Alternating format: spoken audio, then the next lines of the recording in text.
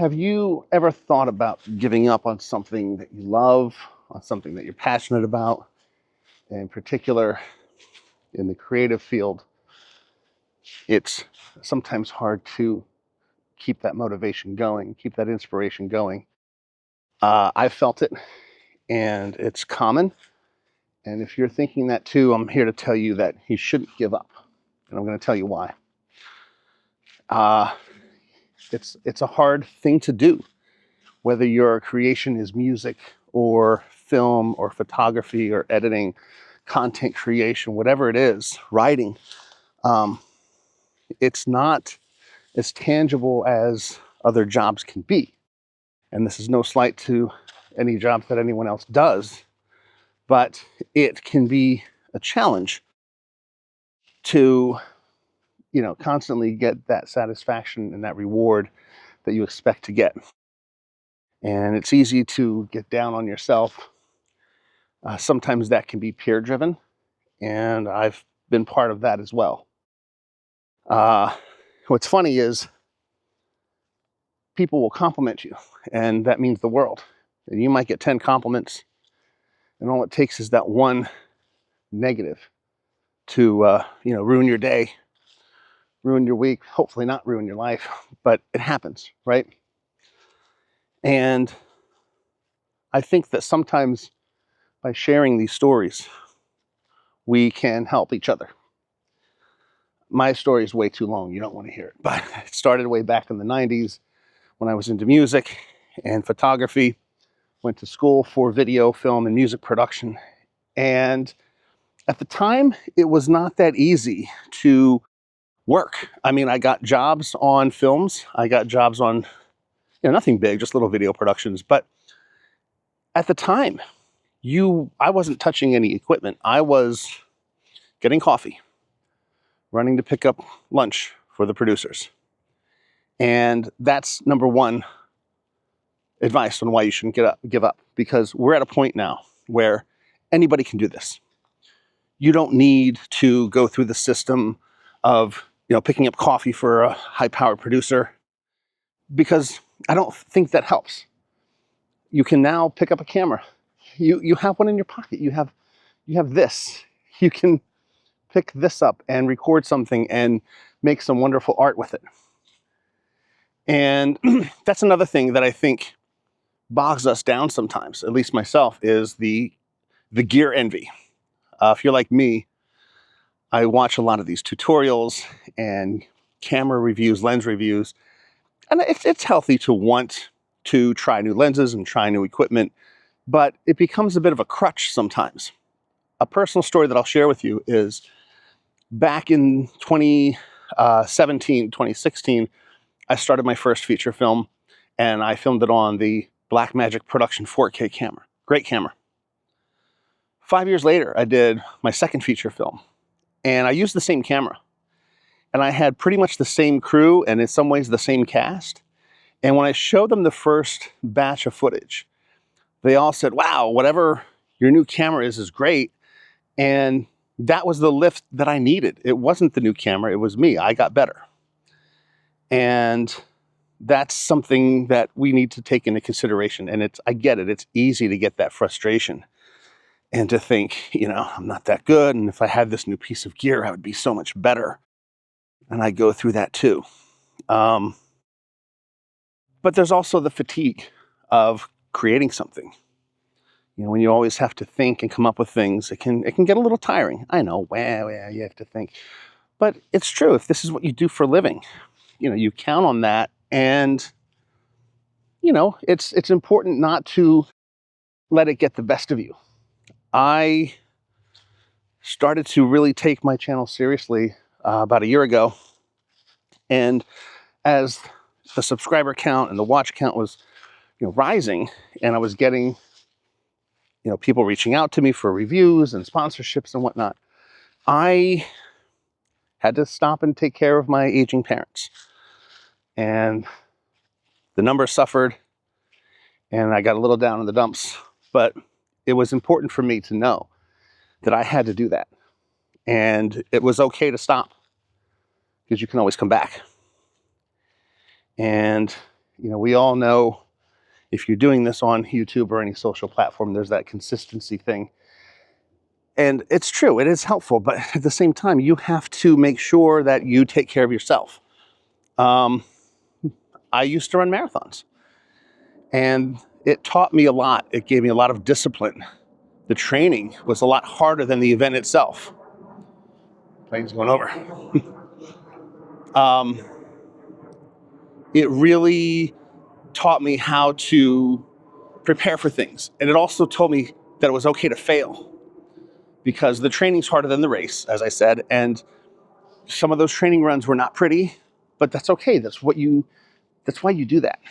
And I think in the same fashion that if you are creating things, they're not all going to be hits. They're not all going to be zingers. For any of you Primus fans out there, they can't all be zingers, right? You go through the tall grass like this to come out on the other side of a nice, beautiful field. But it is important to take care of yourself, mentally, physically. The advice that I would give if you're struggling with fatigue is to pick the thing that you do that's fun. Right now, my focus has been on filming and editing. And so I make sure that I give myself one day a week to do music and to just play music and have fun. Sometimes it turns into something that I'll use on a project. If that happens, great. But I'm doing it for myself to make something that I'm going to enjoy, and it becomes a bit therapeutic. So find that other thing that you like to do and make sure you make time for that. There are plenty of other health channels out here, so I'm not going to give you the whole sleep and eat well. I mean, who am I to tell you to do that? But it's true. You have to take care of yourself. I, a few years ago lost my brother, and that was a very traumatic thing for me. My brother was very close. He and I were very close. He was a huge inspiration to me, both musically and, we grew up watching, movies together. But I will always remember him, and this is, it's part of life. So there are ways that you can turn your tragedies into success, or more importantly, don't let these things ruin your happiness.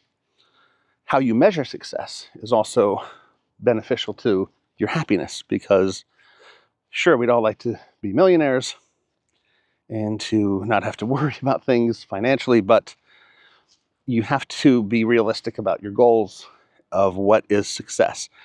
I'm just as guilty of this. I really give myself a hard time sometimes about what I'm doing and not doing.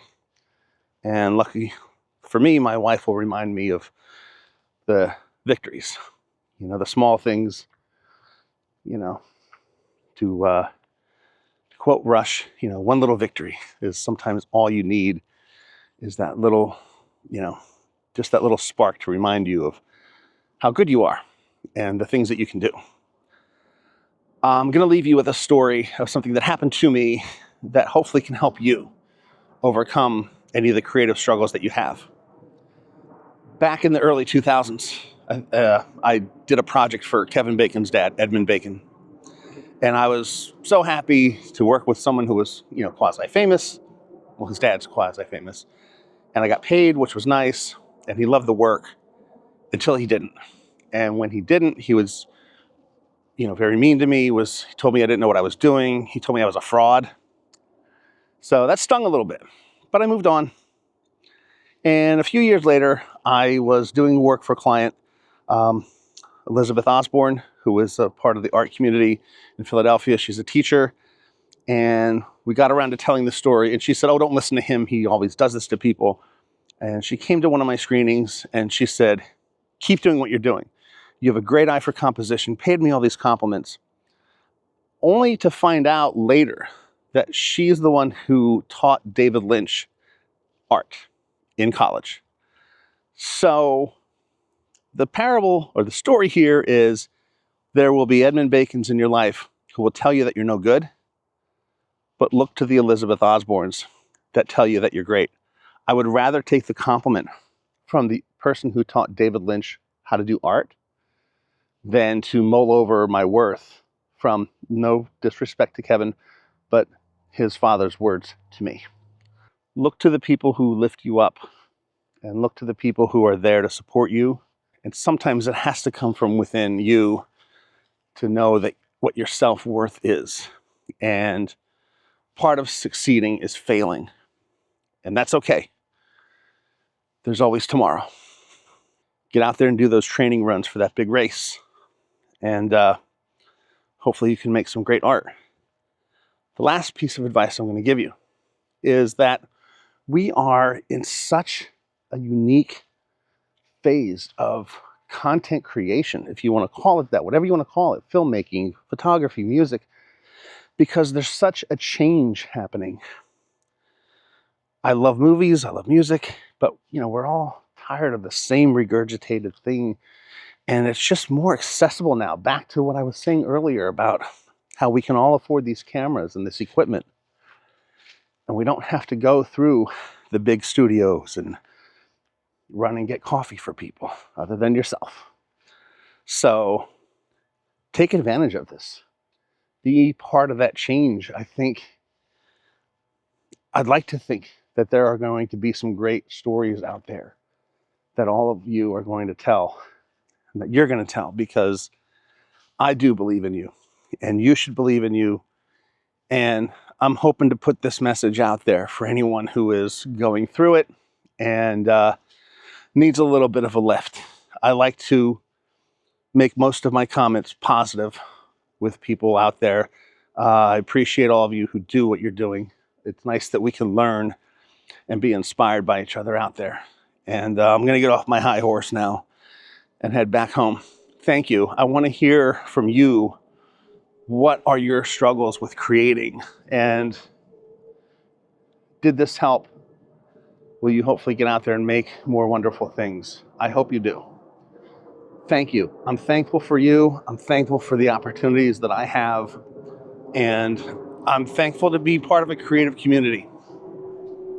Take care of yourself.